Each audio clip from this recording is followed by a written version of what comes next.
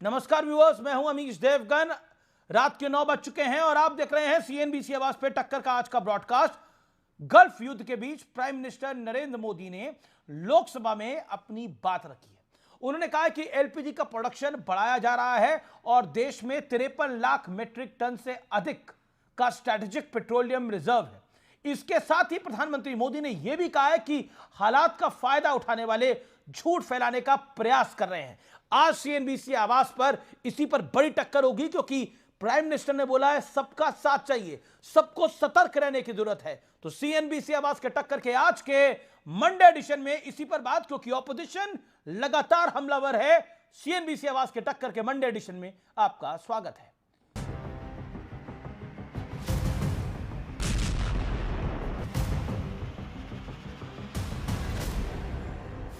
Iran बनाम Israel और America वाले युद्ध के 24 दिन पूरे हो चुके हैं। इन 24 दिनों में तेल गैस के ग्लोबल संकट का भारत पर नाम मात्र का प्रभाव पड़ा है। और आज तो खुद प्रधानमंत्री मोदी ने संसद में युद्ध और इस खड़े हुए संकट के सभी फैक्टर्स पर खुलकर अपनी बात रखी है। पीएम ने यह भरोसा दिलाया कि देश में तेल गैस की कोई कमी नहीं है। एलपीजी के देश में ही उत्पादन को भी बढ़ाया जा रहा है। आज भारत के पास 53 लाख मीट्रिक टन से अधिक का स्ट्रेटेजिक पेट्रोलियम रिजर्व है। हमारी रिफाइनिंग कैपेसिटी में भी उल्लेखनीय वृद्धि हुई है। देश के सभी पावर प्लांट्स के पर्याप्त कोल स्टॉक्स उपलब्ध है। भारत हमेशा से ही मानवता के हित में और शांति के पक्ष में अपनी आवाज उठाता रहा है। मैं फिर कहूंगा कि बातचीत और कूटनीति ही इस समस्या का समाधान है। इसके बाद पीएम मोदी ने विपक्ष की निगेटिव पॉलिटिक्स पर भी प्रहार किया है। हमें बहुत सावधान और सतर्क भी रहना है। हालात का फायदा उठाने वाले झूठ फैलाने का प्रयास करेंगे। ऐसे लोगों की कोशिशों को सफल नहीं होने देना है। लेकिन विपक्ष सियासी पिच से टस से मस होने को तैयार नहीं है। कुछ ज्यादा नई बात नहीं कही है, लेकिन हमने जो नोटिस दिया है डिस्कशन के लिए, वो डिस्कशन होना चाहिए। 25 मिनट का भाषण दिया, अभी अमेरिका के खिलाफ कुछ बोला, 100% कंट्रोल में है। सियासत का यह हाल तब है जबकि प्रधानमंत्री मोदी ने संसद में यह कहा कि युद्ध के चलते खड़ी हुई इस मुसीबत घड़ी में पूरे देश को एकजुट रहना होगा। इस बीच दुनिया के बड़े बड़े देश अब शांति के लिए भारत की तरफ देख रहे हैं। फिनलैंड के राष्ट्रपति के बाद अब नेटो देश भी सीज फायर के लिए भारत से ही उम्मीद लगा रहे हैं। पोलैंड ने कहा है कि जंग रोकने में भारत विशेष भूमिका निभाए। लेकिन सवाल है कि जब सरकार पूरी पारदर्शिता के साथ एक एक तथ्य संसद में रख रही है, तो विपक्ष भ्रम वाली सियासत क्यों कर रहा है? आज इसी पर होगी देश की सबसे बड़ी बहस।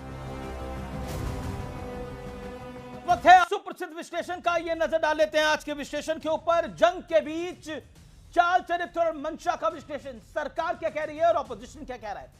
अलग अलग लोकेशन से तेल गैस के साथ अब तक 5 शिप भारत पहुंचे हैं। ये गवर्नमेंट का वर्जन है। विपक्ष कह रहा है सरकार ने युद्ध के बीच कोई तैयारी नहीं की थी। दूसरी बात, ईरान से बैक चैनल बातचीत के बाद युद्ध वाले क्षेत्र से एलपीजी वाले 2 जहाज भारत के झंडे वाले निकले। विपक्ष कह रहा है मोदी सरकार ने ईरान से ऐतिहासिक रिश्तों को इग्नोर कर दिया, जबकि बैक चैनल से बातचीत हो रही है। देश में घरेलू गैस का प्रोडक्शन बढ़ा, नए नए देशों से एलपीजी लाने की तैयारी सरकार कर रही है और घरेलू यानी डोमेस्टिक प्रोडक्शन जिसे हम कहते हैं वो बढ़ा दिया है। लेकिन अब कैमरा इस तरफ आए, ऑपोजिशन आम लोगों को घरेलू सिलेंडर जमा करने के लिए उकसाया। बार बार कहा शॉर्टेज हो जाएगी, इवन पेट्रोल डीजल के लिए कहा, जिसकी कोई शॉर्टेज फिलहाल नहीं है। आइए बढ़ते हैं आगे। प्रीमियम पेट्रोल डीजल थोड़ा महंगा हुआ, सामान्य कैटेगरी के दाम में कोई इंपैक्ट नहीं हुआ है। यह गवर्नमेंट की बहुत बड़ी उपलब्धि है। दुनिया में कोई ऐसा देश नहीं है जहां पर तेल की कीमतें इस समय बढ़ नहीं गई हो। अकेले अमेरिका में $5 बढ़ी हैं कीमतें। विपक्ष लगातार पेट्रोल डीजल के दाम बढ़ने का भ्रम फैलाया जा रहा है और विपक्ष के बड़े बड़े नेता इस तरह की बात कर रहे हैं। अब Qatar, Jordan, Oman, Malaysia, Iran, Israel, Saudi Arabia सब प्रधानमंत्री मोदी के संपर्क में। यह सरकार का पॉइंट है। विपक्ष, मोदी सरकार ने संकट का बोझ आम लोगों पर डाला, यह केजरीवाल का कहना है। अब आप सोचिए, कठिन घड़ी में प्रधानमंत्री मोदी ने सबसे एकजुट रहने की अपील करी। जब कठिन समय आता है आपके परिवार में, आपके दोस्तों के साथ, आप क्या कहते हैं? सब एकजुट रहेंगे, मुश्किल निकल जाएगी। लेकिन प्रधानमंत्री ने वही अपील करी, लेकिन ऑपोजिशन क्या कह रहा है? विपक्ष सरेंडर वाले नैरेटिव पर अटका है, कॉम्प्रोमाइज का नैरेटिव चला रहा है। यह बड़ी बात है। और आज का बड़ा सवाल आपके साथ स्क्रीन पर यह है, जब देश में एकता जरूरी है तब विपक्ष पैनिक फैलाकर मनोबल तोड़ना चाहता है क्या? क्या पैनिक फैलाकर मनोबल तोड़ना चाहता है? आज आर पार में मिनी संसद है। मेरे साथ कई मेंबर ऑफ पार्लियामेंट जुड़ रहे हैं। मेरे साथ डॉक्टर सुधांशु त्रिवेदी हैं, जो कि मेंबर ऑफ पार्लियामेंट है भारतीय जनता पार्टी के। मेरे साथ इस चर्चा के अंदर सुखदेव भगत है, सांसद कांग्रेस पार्टी के, उनका बहुत बहुत स्वागत है। महुआ माझी है सांसद जेएमएम की। मेरे साथ अशोक मित्तल है सांसद आम आदमी पार्टी के। दीपक वोरा है पूर्व राजनयिक। आप तमाम लोगों का स्वागत है। दीपक वोरा साहब, आपको मेरी आवाज मिल रही है? दीपक वोरा साहब, लगता है दीपक वोरा तक मेरी आवाज नहीं जा पा रही। सुधांशु त्रिवेदी, शुरुआत आपसे करते हैं।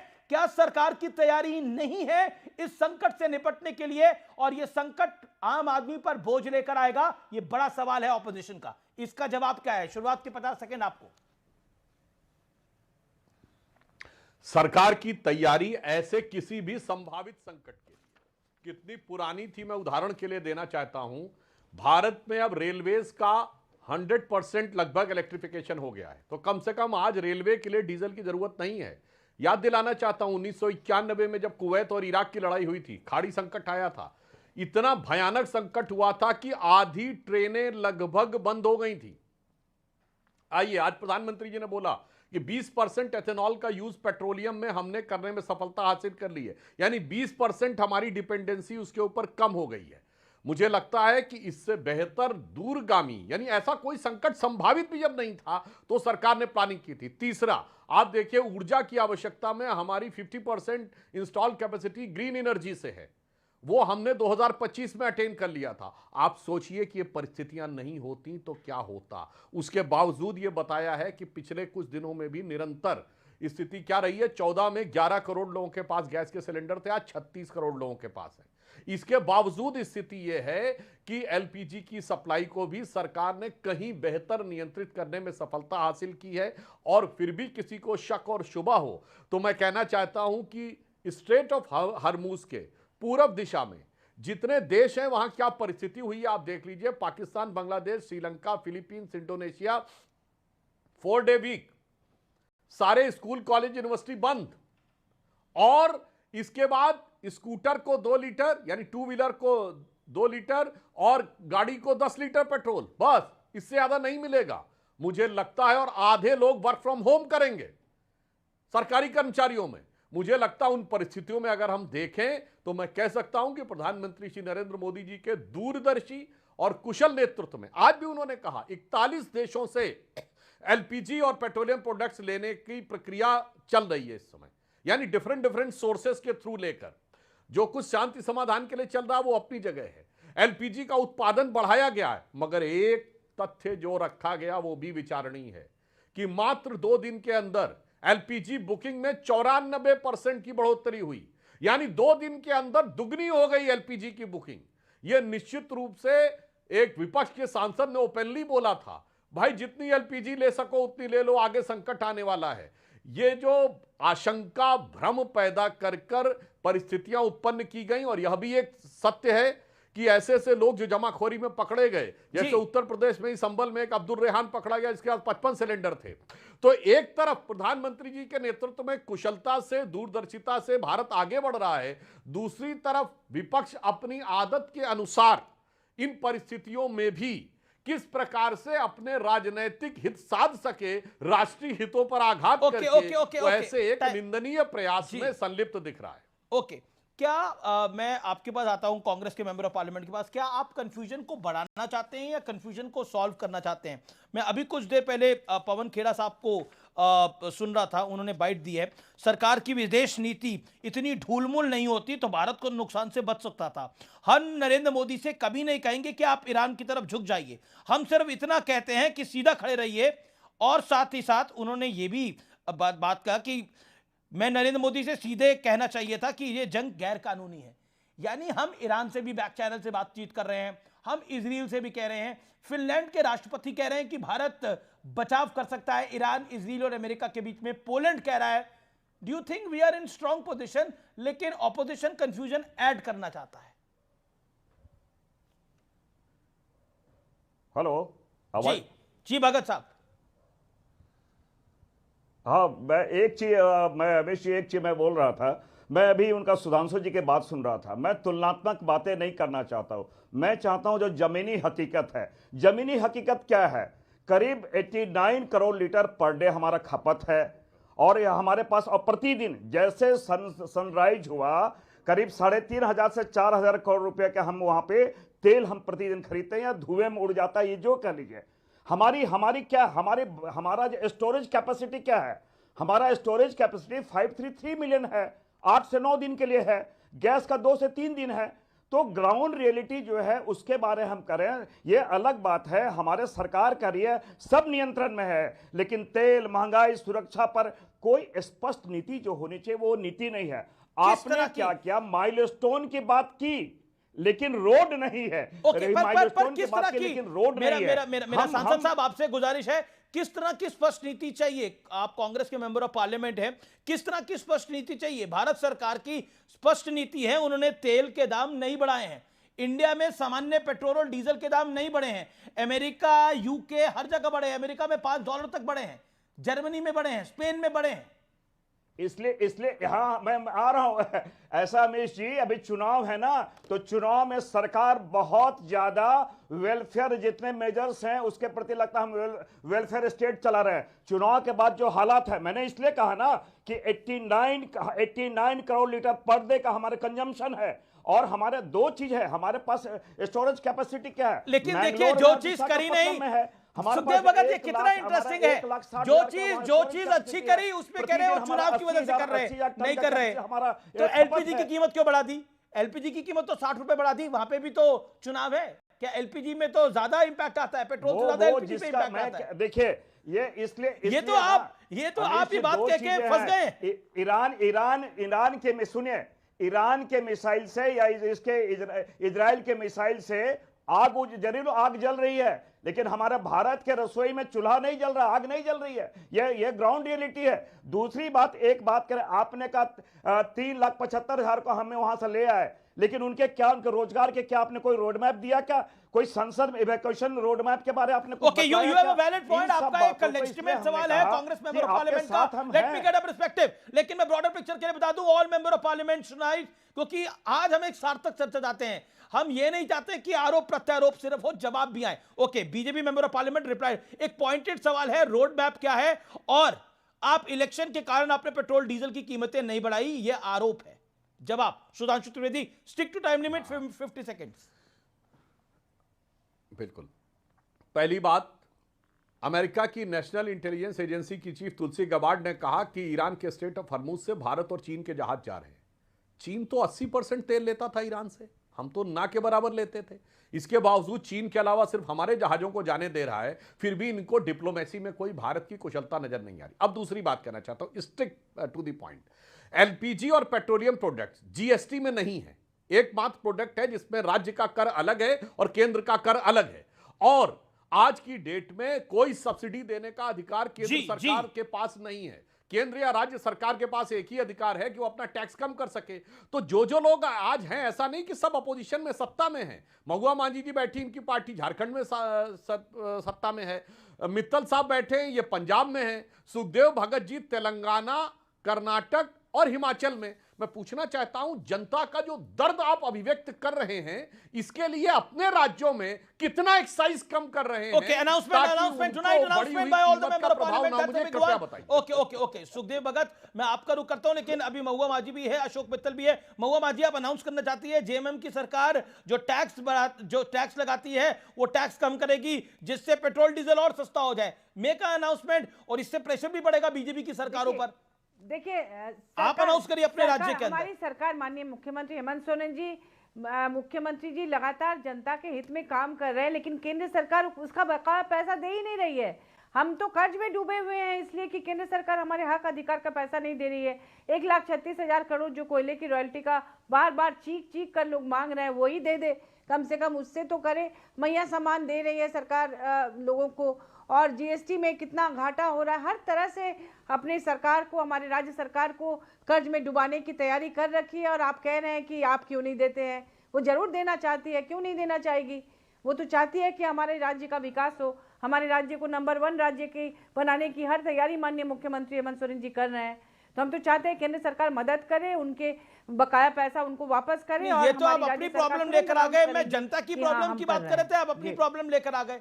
आपकी तो अपनी प्रॉब्लम चल रही है। आप कह रही है पहले हमें पैसे दे दो, फिर बाद में बात करते हैं जनता को राहत देने की। Okay Sudhanshu Trivedi, a quick reply, क्योंकि सारे आपके ऑपोजिशन में, इसलिए क्विक रिप्लाई। एक ही पंक्ति में जो महुआ जी ने बोला उससे बहुत साफ हो गया कि इनको ये चाहिए कि केंद्र सरकार जब मदद करेगी केवल तभी ये जनता के लिए कोई सहायता करेंगे। यानी इन्होंने तो मैया सम्मान योजना के बारे में भी कह दिया कि भाई वो केंद्र से पैसा आएगा तो करेंगे। मतलब जनता के सामने एकदम स्पष्ट हो गया कि कोई भी सरकारें जहां इनकी है, ये अपनी सरकार के लिए कष्ट इनके लिए इंपॉर्टेंट नहीं है। इनके लिए जनता का कष्ट से ज्यादा अपनी सरकार की सुविधा इंपॉर्टेंट। लेकिन पहले केंद्र सरकार अपना अधिकार का पैसा तो वापस करे। सुधांशु जी,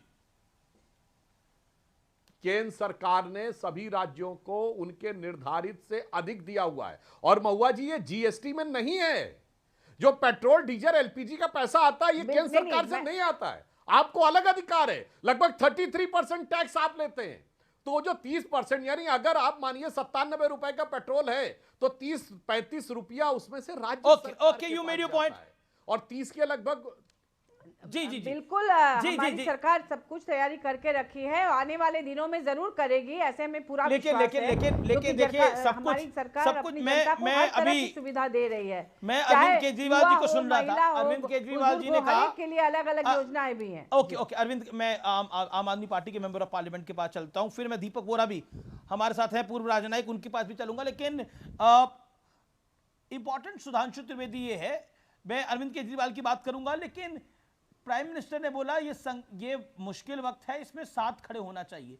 क्या आपको लगता है देश का ऑपोजिशन साथ खड़ा है? क्योंकि कोविड में भी हमने देखा था, संकट का वक्त था, पूरा देश एक साथ आया था। लेकिन इंटरेस्टिंग फैक्ट यह है कि देश जिस चीज को पसंद करता है ऑपोजिशन उसको पसंद नहीं करती है। अभी लेटली एक एग्जांपल है, धुरंधर फिल्म आई है, वो बहुत अच्छा काम कर रही है, लेकिन सब उसको प्रोपेगेंडा बता रहे हैं। क्या करिएगा आप? ना देखिए, विपक्ष की फितरत क्या है मैं स्पष्ट करना चाहता हूं। आज इनको पेट्रोलियम प्रोडक्ट्स को लेकर चिंता है। मात्र 3 साल पहले जब रशिया यूक्रेन की लड़ाई हुई, हमारा सबसे बड़ा सप्लायर पेट्रोलियम का कौन था? रशिया। डिफेंस का सबसे बड़ा सप्लायर रशिया, ब्रह्मोस का सबसे बड़ा सप्लायर रशिया। तो क्या बोल रहे थे? क्यों नहीं यूक्रेन के पक्ष में खड़े हैं? क्यों नहीं रशिया की आलोचना कर रहे हैं? क्यों नहीं रशिया के खिलाफ वोटिंग कर रहे हैं? गजब है साहब। आज तेल को लेकर ये कह रहे ईरान के साथ होना चाहिए, तब तेल को लेकर रूस के खिलाफ होना चाहिए। अब आइए साहब, अमेरिका के खिलाफ क्यों नहीं बोल रहे हैं? हमारा सबसे बड़ा ट्रेड पार्टनर कौन है आज की डेट में? अमेरिका। 150 बिलियन डॉलर के आसपास का ट्रेड होता है, जिसमें 45 बिलियन डॉलर हमारा सरप्लस है। उससे क्यों नहीं लड़ रहे हैं? आइए, इजराइल और गाजा की लड़ाई हुई, गाजा पे क्या आंसू बहाए? गाजा से तो हमें कुछ नहीं मिल रहा था। इजराइल से डिफेंस, साइबर सिक्योरिटी, इंटेलिजेंस में पूरा का पूरा सहयोग, इंस्ट्रूमेंट, और उसका हमारा दीपक बोरा जी उस विषय में ज्यादा बेहतर बताएंगे। उसके खिलाफ हो जाओ। यानी जहां जहां भारत की स्ट्रेंथ है उसके खिलाफ। सुदेव भगत जी, और मैं याद दिलाना चाहता हूं, 1 मिनट अमीश जी, हम लोग छात्र जीवन में थे 1991 में। 1 मिनट में पूरी बात कह लूं, 1 सेकेंड, 1 मिनट। 1991 में खाड़ी संकट आया था, सद्दाम हुसैन वाली लड़ाई, और उस समय मैंने कहा आधी ट्रेनें बंद हो गई। क्योंकि सुधांशु जी की सरकार रही है, मैं थोड़ा इन्हें बता दूं, दावे और चुनौती से कहता हूं, क्या अटल अडवाणी का कोई बयान दिखाएं? इंपॉर्टेंट पॉइंट है सुदेव भगत, सद्दाम हुसैन वाली रिजीम जब गिराई गई थी, तब भी स्टेट ऑफ हॉर्मुज पे इंपैक्ट पड़ा था। क्या एलके अडवाणी, लाल कृष्ण अडवाणी, उससे हम लोग लेते रहे, लेकिन एक शॉर्टेस्ट रूट जो हमारा ईरान से हम ले रहे थे, अमेरिका के कहने पे इन्होंने बंद कर दिया। हमारा जबकि ट्रेड क्रेडिट भी हमें 60 डेज का मिलता था। तो जो अमेरिका जो ट्रंप कहे उसके अनुसार ये बातें करे। और आज स्थिति, मैंने क्या कहा, सवाल अगर हम पूछ रहे हैं तो हम आपको जिम्मेवारी के साथ कर रहे हैं, हम तो सरकार के साथ खड़े हैं। और ये संकट ना, संकट सत्ताधारी दल का केवल नहीं है, संकट पूरे देश का है। जब पूरे देश का संकट है तो आज उस पर चर्चा हमारी होनी चाहिए, लेकिन आपने चर्चा भी नहीं की। इसलिए हमने कहा कि चर्चाएं भी होनी चाहिए। आप आए मन की बात की तरह अपनी बात बोल के चले गए। यहां स्थिति क्या है, ये तो आप जो जिस पे 90% हम उन पे डिपेंडेंट है, 90% डिपेंडेंट है। तो ये तो आत्मनिर्भर भारत ही नहीं है, ये तो आयात निर्भर भारत है। तो आयात निर्भर भारत पे हम दावा कैसे कर सकते हैं? तो भाषण तो आपने, इसलिए हमने कहा कि माइलस्टोन की बात आपने कही, लेकिन उस माइलस्टोन में रोड किधर है, रोड मैप किधर है? पूरी तरह कहीं गायब है। लेकिन एक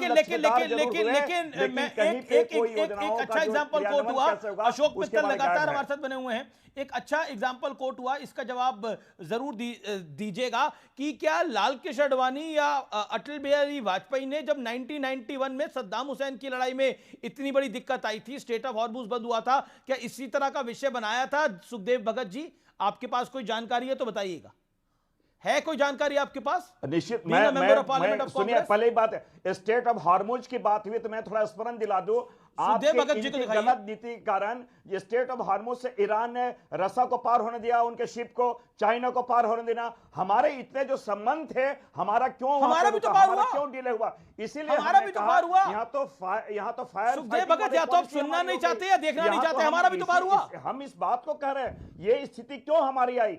आप देखिए, एक चीज मैं स्पष्ट कर दूं, हम अगर विश्वगुरु कहते हैं तो नेतृत्व होना चाहिए। विश्वगुरु का मतलब सरेंडर नहीं होता है। हमने नेम के माध्यम से हमने अशोक मित्तल वैश्विक पटल पे हमने भारत को वहां पे खड़ा किया था, हमने नेतृत्व प्रदान किया था। अभी तक अशोक मित्तल एक भी बारी नहीं बोले हैं। लेट मी गेट आम Aadmi party member of parliament. Ashok Mittal, आपको भी लगता है जो बात कांग्रेस सांसद कह रहे हैं कि सरेंडर कर दिया है भारत ने, सरेंडर कर दिया है नरेंद्र मोदी ने, do you agree to it? देखिए, सबसे पहले एक बात उठी थी कि राज्यों को टैक्स कम करना चाहिए पेट्रोल पर और ये बाकी प्रोडक्ट्स पर। मुझे एक बात समझ नहीं आती कि पेट्रोल के ऊपर भारत सरकार क्या टैक्स ले रही है, ये बात हम क्यों नहीं लेके आते सामने। Basic excise duty ₹1.40, additional special excise duty ₹11, मतलब 8 गुना बेसिक एक्साइज ड्यूटी से स्पेशल एडिशनल एक्साइज ड्यूटी ज़्यादा है। उसके ऊपर रोड एंड इंफ्रास्ट्रक्चर से ₹7.5, ₹19.90, मतलब ₹20 आप 1 लीटर पेट्रोल पे भारत सरकार ले रही है। कितना बड़ा टैक्स लगा रही है। स्टेट का टैक्स तो उसके मुकाबले कुछ भी नहीं है। और ये जो रोड और इंफ्रास्ट्रक्चर टैक्स की बात करते हैं, कौन से रोड्स बनते हैं मुझे बता दीजिए। उसके लिए तो आप टोल टैक्स अलग से लेते हैं हर नेशनल हाईवे के रोड के ऊपर, और ये क्यों नहीं हम कम करते हैं? पर मित्तल साहब, जिनके बजट पहले है, मैं करंट जो प्राइम मिनिस्टर ने सदन में बोला है उस पर इस हफ्ते में, तो उसकी मैं बात कर रहा हूं। और क्या आपको लगता है जो कांग्रेस एक लाइन टो कर रही है, कि कांग्रेस जो लाइन एक टो कर रही है वो बहुत बड़ी लाइन है कि प्राइम मिनिस्टर सरेंडर कर गए हैं, कॉम्प्रोमाइज है, do you agree to it? आपकी राय क्या है इसके ऊपर as a member of parliament of Aam Aadmi party? देखिए, ये कांग्रेस का अपना स्टैंड हो सकता है, हमारे अपनी पार्टी का अलग स्टैंड ये है कि हम टाइम पर एक्शन क्यों नहीं लेते। कुआं खोदते हैं जब आग लग जाती है। जब हमारे भारतीय वहां फंसे हुए थे, लाखों भारतीय, उससे पहले हमारे पास क्यों नहीं एक global safety and evacuation protocol बना हुआ है अपने भारतीय नागरिकों को निकालने का। जो हमारे भारतीय नागरिकों की, लाखों लोगों की जॉब चली गई है, उसके लिए हमारे यहाँ क्यों नहीं प्रोटोकॉल बना हुआ है? जो भारतीय वहां पढ़ने गए हैं स्टूडेंट, उनके लिए हमारे पास क्यों नहीं प्रोटोकॉल बना हुआ है? ये एक अच्छा हर बार जब let me get Sudhanshu Trivedi on it. Sudhanshu ji, जवाब जो अशोक मित्तल जी ने बात बोली और अरविंद केजरीवाल ने जो बोला, मैं बता देता हूं। स्टॉक मार्केट बर्बाद हो रही है, सरकार की नाकामियों की कीमत जनता को चुकानी पड़ रही है, शेयर बाजार बर्बाद हो गया है, बहुत कुछ खराब हो गया है। मुझे लगता है केजरीवाल जी अपनी पार्टी के बर्बादी के चश्मे से देखने का प्रयास कर रहे हैं, इसलिए वो इन विपरीत परिस्थितियों में भी जिस प्रकार के वक्तव्य दे रहे हैं, ये अपने आप में दुखद है। अशोक मित्तल जी ने कहा, मुझे लगता है ऐसी विचित्र बातें नहीं करनी चाहिए कि इवैक्यूएशन प्रोटोकॉल। भाई साहब, इवैक्यूएशन प्रोटोकॉल तो हर इवैक्यूएशन की परिस्थिति अलग अलग होती है। अब बताइए, रशिया यूक्रेन में 2 देशों की लड़ाई थी, यहां में मल्टीपल है प्रॉब्लम। जब हमने यमन से निकाला तो यमन में इंटरनल लड़ाई थी हूथी और सऊदी अरब समर्थक लोगों के बीच में। क्या मतलब, सांसद होकर ऐसी विचित्र बात नहीं करनी चाहिए। There can never be a one standard protocol जो किसी भी क्राइसिस में समान रूप से होगा। कहीं प्राकृतिक आपदा आ जाएगी, वहां प्रोटोकॉल अलग होगा, कहीं युद्ध होगा, कहीं महामारी फैली थी, कोविड आया था, प्रोटोकॉल एकदम ही अलग था। तो ये बातें कहना, मुझे लगता है, मैं कोई वैसा शब्द नहीं प्रयोग करना चाहता, ये विपक्ष की शरारत या नासमझी, इनमें से किसी एक चीज का प्रतीक है। दूसरा मैं बताना चाहता हूं सरेंडर क्या होता है। मैं उदाहरण के साथ बोलता हूं, लाखों दर्शक जाएं और अभी खोल के देखें। यूपीए सरकार के समय वीडियो अवेलेबल है कि कांग्रेस के विदेश मंत्री एसएम कृष्णा बैठे हैं, बगल में अमेरिका की विदेश मंत्री हिलरी क्लिंटन बैठी हैं, और हिलरी क्लिंटन बोल रही हैं कि India has decided not to purchase oil from Iran. America का विदेश मंत्री भारत के विदेश मंत्री के बगल में खड़े होकर बोल रहा है, India has decided not to purchase from Iran. अब आइए, 2006 इंटरनेशनल एटॉमिक एनर्जी कमीशन में, एजेंसी में, हमने ईरान के खिलाफ वोट कर दिया और ईरान भौचक्का रह गया। क्यों? अमेरिका से न्यूक्लियर डील करनी थी। पॉइंट नंबर 3, कांग्रेस के विदेश मंत्री रहे नटवर सिंह ने अपनी किताब one life is not enough में लिखा है कि सोनिया गांधी जी ने उनको एक पार्टी में बुलाया, कहा मेरे ऊपर बहुत दबाव है, आपको विदेश मंत्रालय में न रखने का अमेरिका का दबाव है। और नटवर सिंह ने लिखा, मुझे अमेरिका के दबाव में विदेश मंत्री से हटाया गया। अब मैं पूछना चाहता हूं, मैं बाकी बातें नहीं खोलना चाहता। और तीसरी बात, सद्दाम हुसैन ने भारत से मिलने वाले अनाज के बदले में कांग्रेस पार्टी को तेल के कूपन दिए, वोल्कर रिपोर्ट, जिसके चलते इनके विदेश मंत्री को इस्तीफा देना पड़ा। और जितना एहसान सद्दाम हुसैन ने किया, इंदिरा जी से लेकर राजीव गांधी तक कहते थे हमारा बड़ा फ्रेंड है, और सद्दाम हुसैन को टांग दिया गया। कितना वक्तव्य दिया था कांग्रेस ने? एक शब्द बोला हो तो बताइएगा। गद्दाफी को भी टांग दिया गया था, एक शब्द बोला हो तो बताइए था। इसलिए मैं कहना चाहता हूं, यहां विदेश नीति ऐसे नहीं बनती है, की मेमोरी। जी। लेकिन मैं कांग्रेस मेंबर ऑफ पार्लियामेंट के पास चलूंगा। लेकिन अभी तो मैंने धुरंधर पिक्चर का एक बताया। देखिए, जो पब्लिक कनेक्ट है ना, उसको समझना चाहिए। एक धुरंधर पिक्चर आई, वो सुपर डुपर हिट है आज की डेट के अंदर, और ऑपोजिशन ने बाकायदा उसमें बयान दिए, बड़े बड़े नेताओं ने बयान दिए।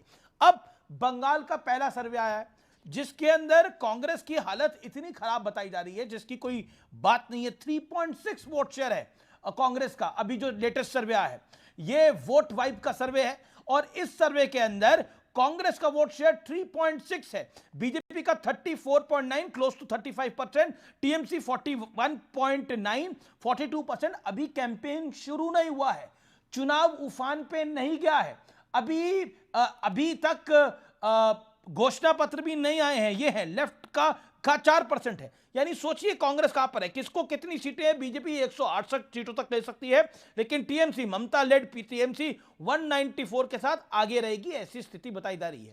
आसाम के अंदर कांग्रेस का क्या हाल है सुन लीजिए। आसाम के अंदर वोट शेयर बीजेपी का 43% छू सकता है इस बारी, जो कि रिकॉर्ड होगा।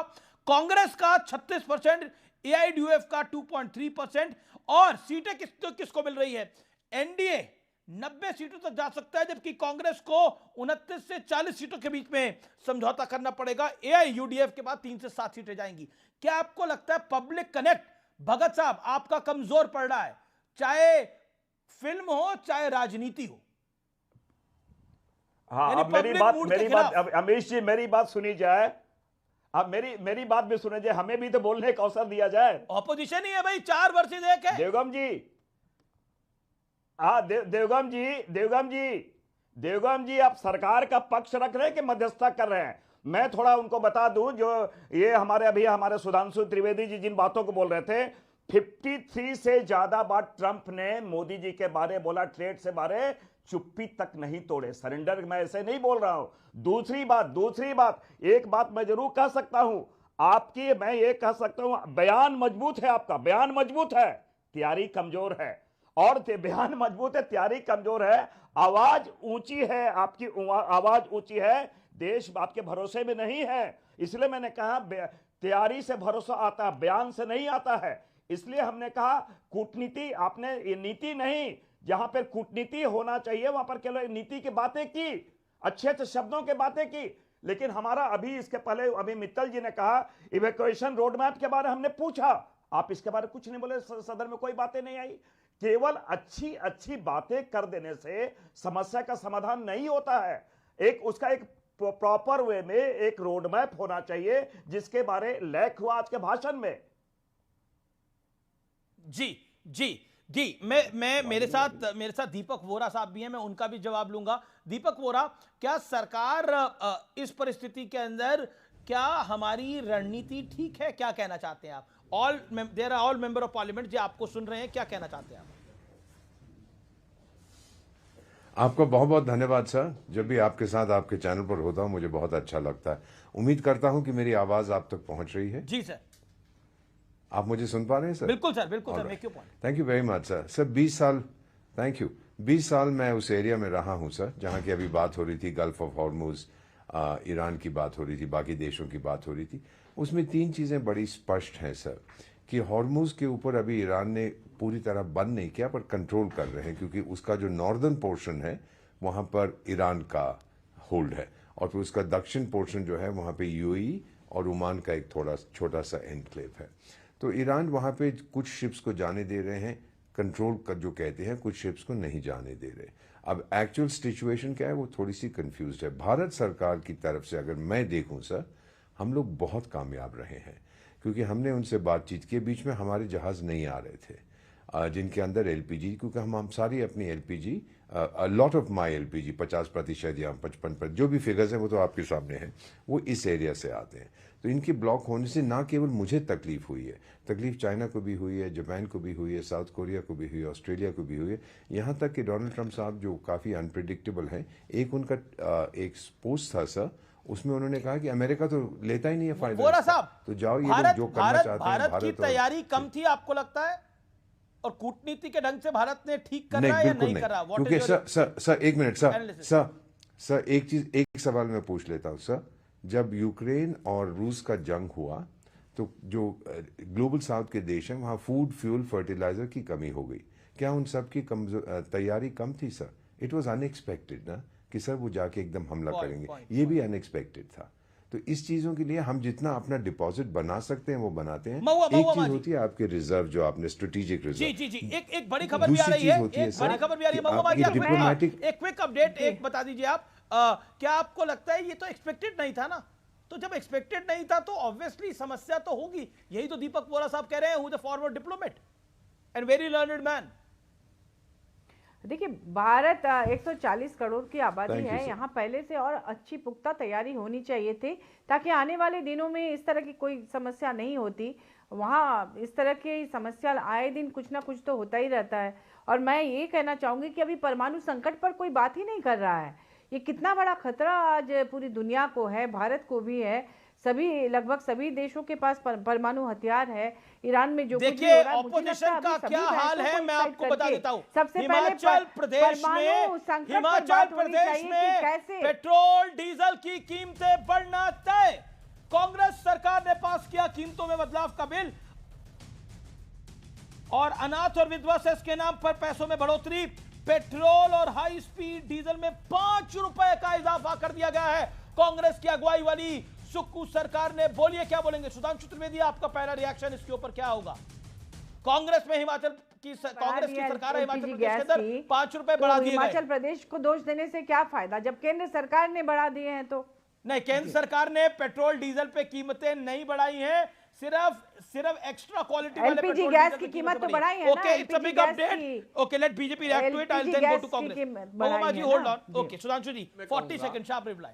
देखिए, ये मैं कांग्रेस के लिए बस एक ही लाइन में कहूंगा, खुद मियां फजीहत और दूसरों को नसीहत। और उससे बड़ी बात है, मैं ये भी याद दिलाना चाहता हूं, हिमाचल में जब कांग्रेस की सरकार आई थी, जैसे ही सरकार आई, इन्होंने अपने मैनिफेस्टो में कहा था कि हम पेट्रोल डीजल की कॉस्ट कम करेंगे। आने के साथ ही 3-3.5 रुपए बढ़ाए थे। कोई जाके इस बात को चेक कर सकता है। और महुआ जी ने जो कहा न्यूक्लियर थ्रेट की बात, तो मैं लोगों को याद दिलाना चाहता हूं, 1981 में इराक ने अपना न्यूक्लियर रिएक्टर इजराइल ने तबाह कर दिया था, उसका बम्बार्डिंग करके, और इराक ईरान में लड़ाई चल रही थी। और इंटेलिजेंस के लोग जानते होंगे, दीपक वोरा जी को पता होगा कि वो इंटेलिजेंस का इनपुट ईरान ने दिया था। मुस्लिम वर्ल्ड की आपस की लड़ाई थी, मगर उसी समय Indira Gandhi the iron lady was there. Israel ने कहा था कि पाकिस्तान का कोहटा का रिएक्टर वो डिस्ट्रॉय कर देगा, सिर्फ भारत में रिफिलिंग चाहिए। नहीं दिया था क्योंकि लग रहा था वोट बैंक कमजोर पड़ जाएगा। आज अब्दुल बासित क्या बोलता है कि अगर पाकिस्तान पर अटैक हुआ तो हम दिल्ली मुंबई पे एटम बम छोड़ेंगे। सोचिए, इस देश को सोचना चाहिए वोट बैंक की कीमत पर, देश की सुरक्षा। और ये तो एलपीजी गैस की बात कर रहे हैं। अरे नागरिकों की जान माल के साथ कितना बड़ा खिलवाड़ किया है सिर्फ इसलिए होगा, क्योंकि वो तो अरे तो इस बार सरगोदा में क्या हुआ था? इराक का डिस्ट्रॉय हुआ था। इस बार सरगोदा एक सेकंड सुधांशु जी, एक सेकंड सुखदेव भगत कुछ कहना चाहते हैं।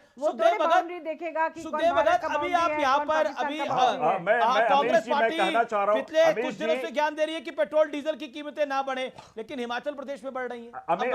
अमीश जी ज्ञान की बातें नहीं है। आपने हिमाचल प्रदेश का उदाहरण दिया। आपको मैं बता दूं, मुख्यमंत्री जी ने 50% अपना वेतन कम किए। वहां पर एक आपदा आई थी, जबरदस्त आपदा, 3,586 करोड़ रुपया हमारे बजट में कमी की गई।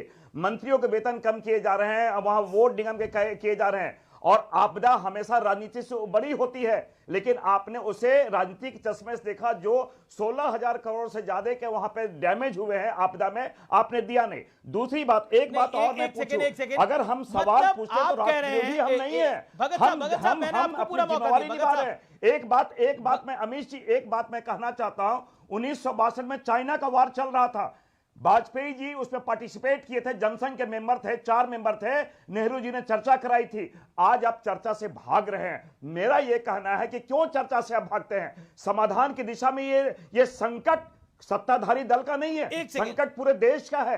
तो मैं समझता हूं अगर आज हमने चर्चा की बात की, आप चर्चा से मुकर गए, तो क्या कारण है? इसलिए क्या कारण है? ये आपका आज का जो प्रधानमंत्री जी का जो भाषण था, वो आश्वासन प्रधान था, नीति प्रधान नहीं था, समाधान प्रधान नहीं था। मैंने कहा वचनम किम दरिद्रम, यहां तो हो गई वचनम किम दरिद्रम। अच्छी अच्छी बातें करो, बड़ी बड़ी बातें करो, लेकिन अगर हम उसको अगर क्रियान्वयन करें तो उसमें हम उस क्रियान्वयन की दिशा में हम बहुत ही स्थिर हो जाए या नहीं कर पाए। बातें तो बड़ी बड़ी की हैं। हमने क्या कहा? सुखदेव भगत संकट गहरा है। आप सबसे ज्यादा बोल रहे हैं, पूरे ऑपोजिशन का टाइम ले रहे हैं आप 50% एक तरफ, बाकी 50% एक तरफ। लेकिन आपने अभी पूरा बहुत बड़ा लंबा बोला और आपने कहने का प्रयास किया। देखिए, सुक्खू सरकार बहुत बढ़िया काम कर रही है।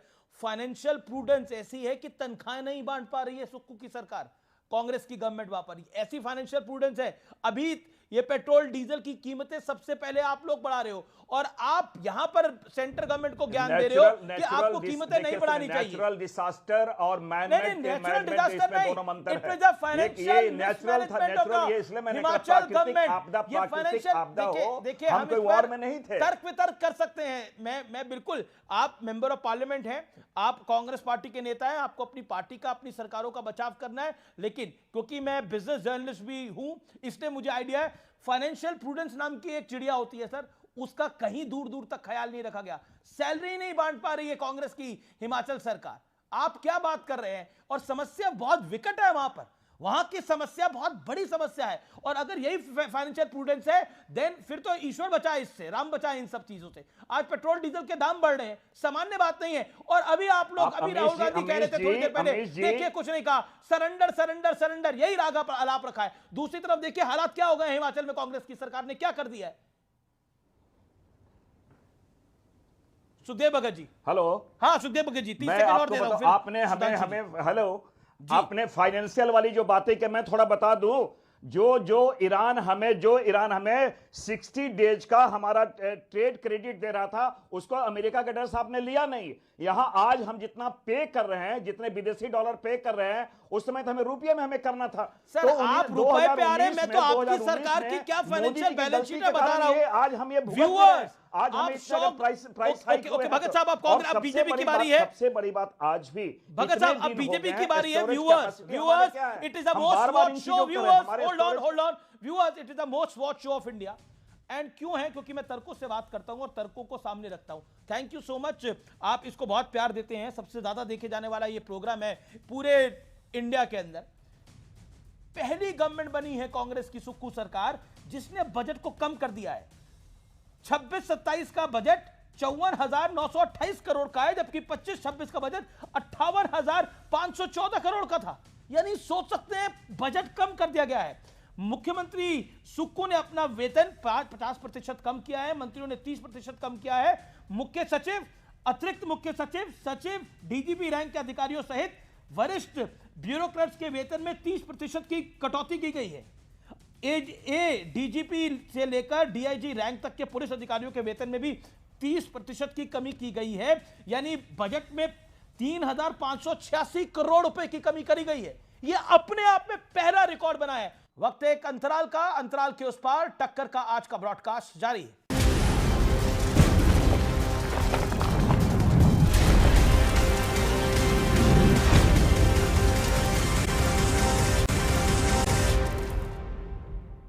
वेलकम बैक व्यूअर्स, आप देख रहे हैं सीएनबीसी आवाज पे टक्कर।